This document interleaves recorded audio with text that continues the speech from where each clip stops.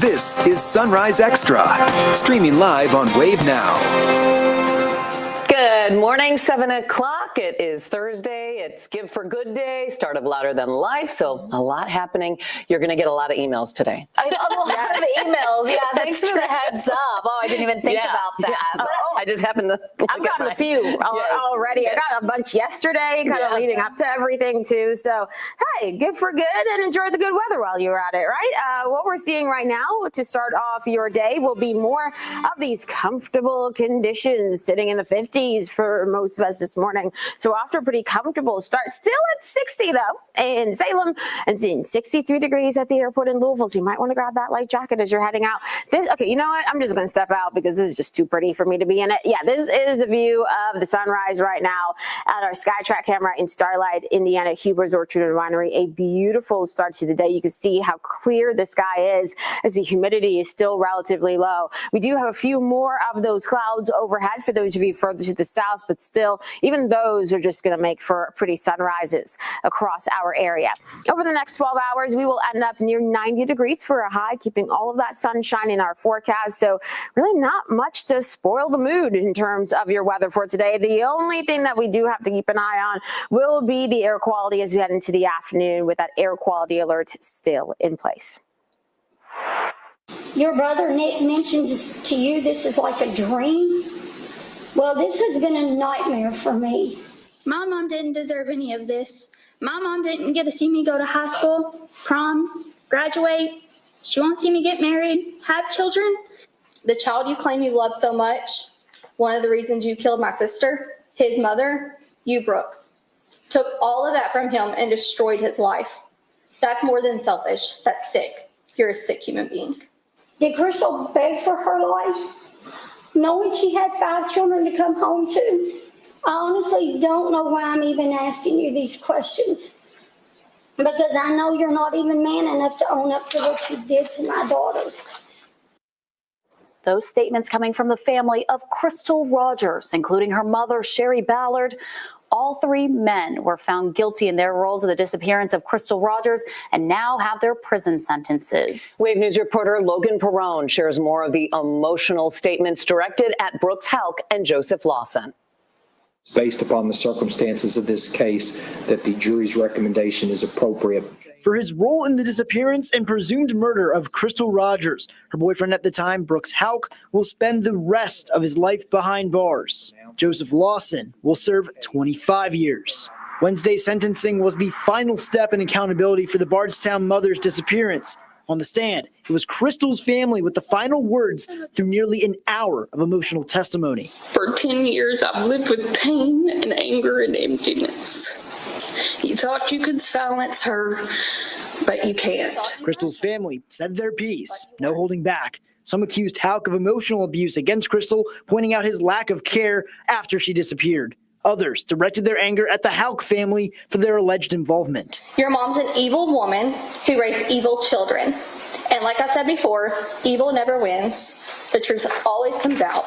Joseph Lawson, bound by his wheelchair, wasn't spared either. Joey, they can take you and wheel you out there to the dumpster because that's about all you're worth. Crystal's late father, Tommy Ballard, was a recurring name spoken during impact statements as his killer has never been caught. As justice was served for his niece, Tommy's brother Mike Ballard hoped authorities would continue to look for her remains and find justice for his brother.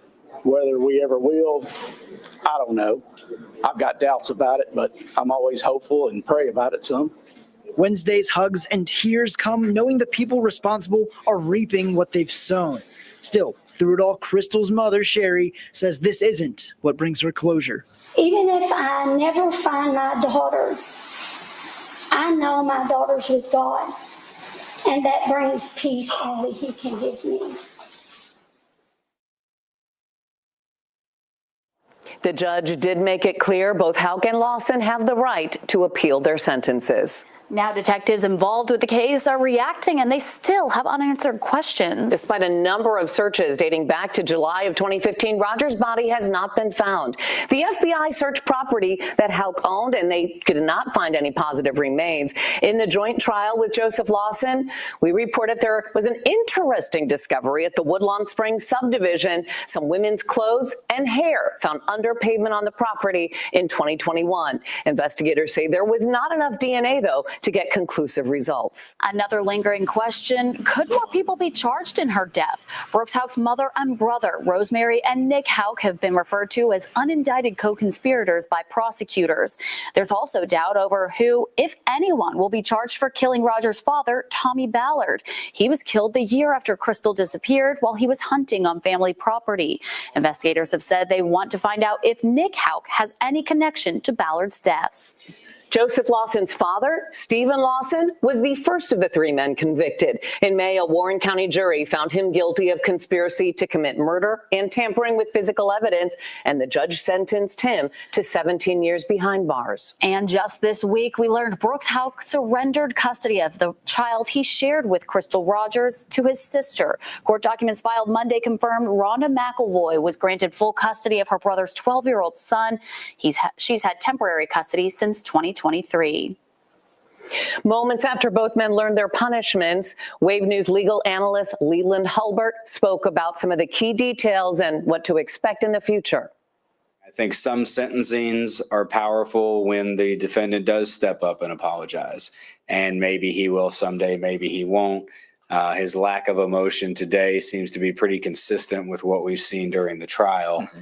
And you can read into that what you will. You know, as a defense attorney, I would likely advise my client not to say anything because an appeal is pending.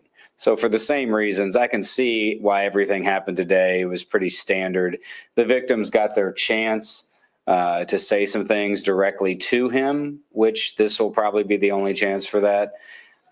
His lack of emotion is probably something that they're going to remember and judge him for.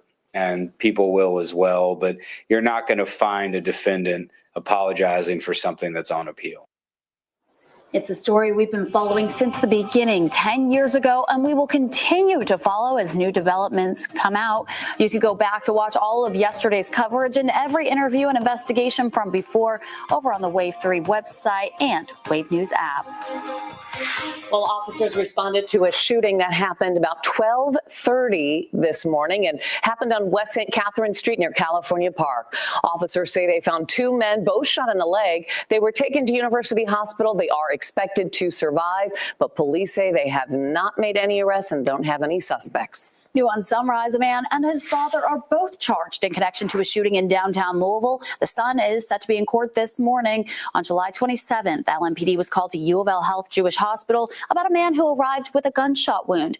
Police then learned the victim was shot on South 8th Street near Beecher Terrace. On August 12th, police arrested 67-year-old Reginald Offutt. Offutt is charged with first and second degree assault and possession of a handgun by a convicted felon.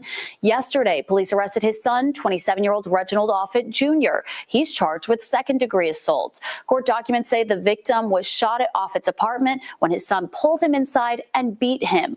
Offutt was in court last month and his bond set at $100,000. His son is set to be arraigned this morning at 9 o'clock. Louisville's been without a juvenile detention center since 2019 when the city's facility closed its doors due to a council vote and funding cuts. State lawmakers in 2023 set aside millions towards the center's renovations and say it's supposed to be finished next year. Now Metro Council members hope the process can be accelerated. A lack of jail space for youth offenders in Jefferson County means they're either sent to a jail in another county or they're released for crimes they would normally be incarcerated for. Now Metro leaders depending on the juvenile detention center reopening to help try to stop that. The resolution to speed up the process has support from council members from both parties, and it gained more support during Wednesday's Public Safety Committee meeting. Council members acknowledge there are more factors, though, to improving the youth crime rate than just incarcerating offenders. The facility is expected to open next fall.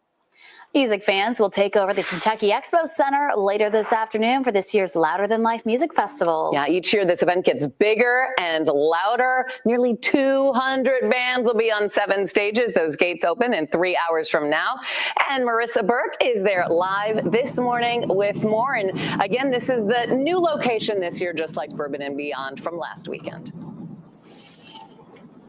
That's right, Shannon. And where we're at right now is kind of like the photo op spot. But one of the things that we also want to make sure that people don't just walk past and not see is there's an Ozzy Osbourne tribute here. I have Lexi Ratterman with Kentucky Venues. So tell us a little bit about the experience people are going to get to have this year for Louder Than Life. Yeah, obviously it's a new experience with it being in basically a whole new spot here at the Kentucky Expo Center, but we're really excited about it. Those staples that the crowd really still love, the multiple stages. We even have more stages, 7 stages this year, 1 in Kentucky Kingdom, which is just wild, and Kentucky Kingdom, obviously a whole new part of the experience. But, of course, if you come to a music festival, you got to let people know you came to the music festival. So photo ops are everywhere, including that Ozzy Osbourne tribute one that you mentioned. That's near the Highlands entrance to the festival. So there's just so many opportunities for people to really show off the really cool art around the festival. Absolutely. And then also we got to help people get here. And for those who are around this area, there's also a lane closure they need to be aware of. Yes. So Phillips Lane will be closed during the festival days, so Thursday through Sunday. So keep that in mind. Even if you're not coming to the festival, obviously the festival could still impact your route if you do take Phillips Lane.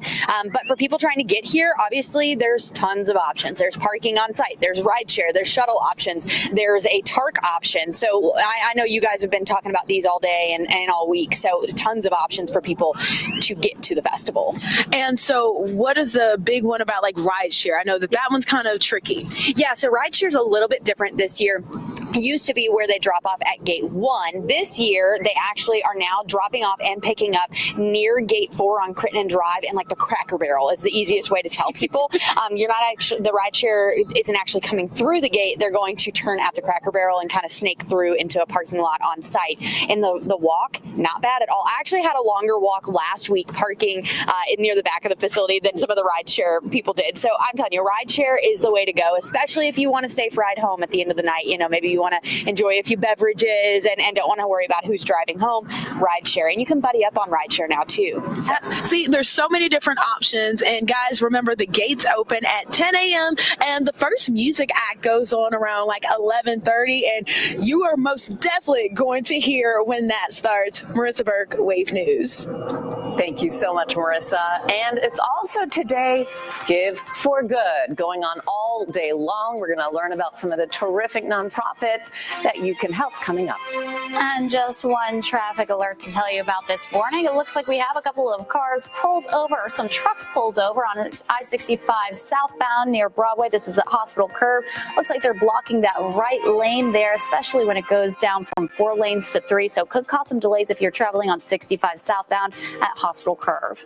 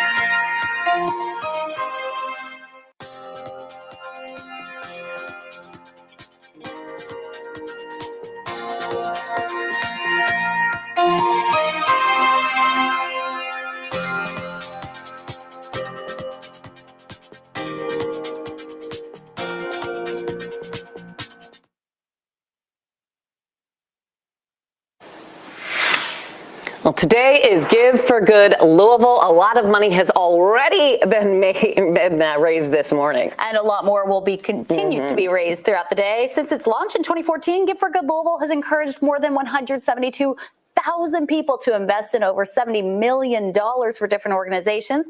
Our news reporter Rob Wells is live this morning with the details on how people can give. Good morning, Rob. Yeah, and ladies, it's so simple. We're at Lynn Family Stadium. This is kind of where all the action is happening, but all you have to do is go online. We're talking about giveforgoodlouisville.org.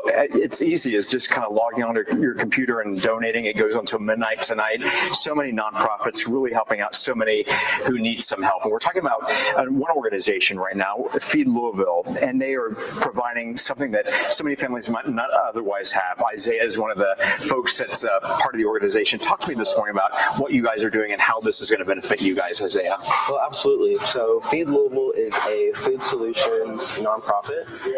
We're taking in thousands of pounds of food every single day, and essentially Give for Good is going to help the organization keep running. As little as $1 to $5 could feed somebody, and this, I mean, it pays all of our chefs. It pays for ingredients that we don't have.